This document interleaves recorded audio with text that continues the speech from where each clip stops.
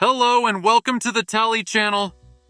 In 2003, philosopher Nick Bostrom published a research paper suggesting that we might be living in a simulation, essentially a computer-generated program.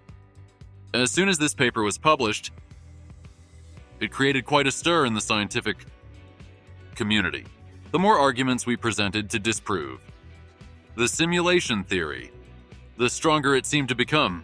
Notable figures like Elon Musk, Michio Kaku, and Neil deGrasse Tyson have expressed belief in the simulation theory, but why? Let's find out. First, let me clarify that Nick Bostrom, the philosopher behind this research paper, is still alive. I mistakenly mentioned otherwise in a previous video.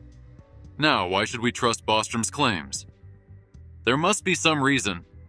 For those interested in reading the research paper, I've specially linked it in the community. Post-futurists are individuals who predict future events such as colonization of the moon or alien visits. If a regular person made such claims, they might be ignored. However, Nick Bostrom is not a regular person. He is highly educated, holding degrees from the London School of Economics and Yale. He has published over 200 research papers and authored the bestseller Superintelligence. He has also researched transhumanism, which explores how we can overcome biological limitations, such as aging and cognitive decline, through futuristic technology.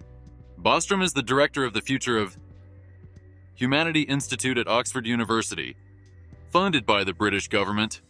This indicates that the government believes in his ideas enough to invest in them. You might argue that the UK economy is struggling, yet they are still funding this research, suggesting that there must be some merit to Bostrom's work. Neil deGrasse Tyson also supports Bostrom's ideas. When asked about the likelihood of us living in a base reality, not a simulation, he stated, "I find it hard to argue against the possibility." Elon Musk echoed this sentiment, suggesting that the reality we perceive might just be a simulation. The fact that these individuals, who are well educated and knowledgeable in science, support the simulation theory raises questions.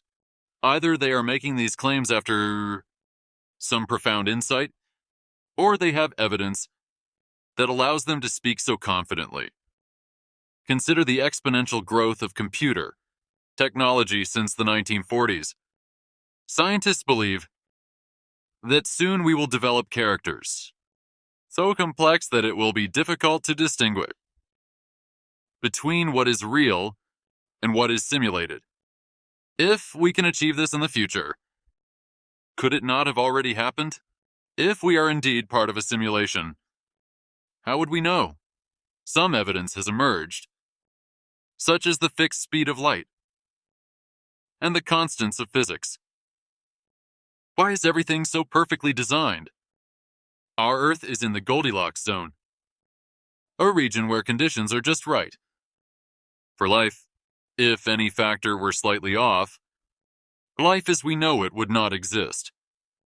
Another argument supporting the simulation theory is the quantum effect, demonstrated in experiments like the double slit experiment and delayed choice quantum eraser. The results of these experiments have baffled scientists as observation seems to change reality. If you observe a particle, it behaves differently than when it is not observed. Additionally, there are glitches in our perceived reality, such as the Mandela effect, where many people remember events differently than they actually occurred. This phenomenon raises questions about the nature of our reality. James Gates, a theoretical physicist, who initially dismissed the simulation theory, later found computer code embedded in the equations defining the universe. This led him to reconsider his stance, suggesting that we might indeed be part of a simulation. If we are part of a computer program, it implies that computer code could be embedded within us.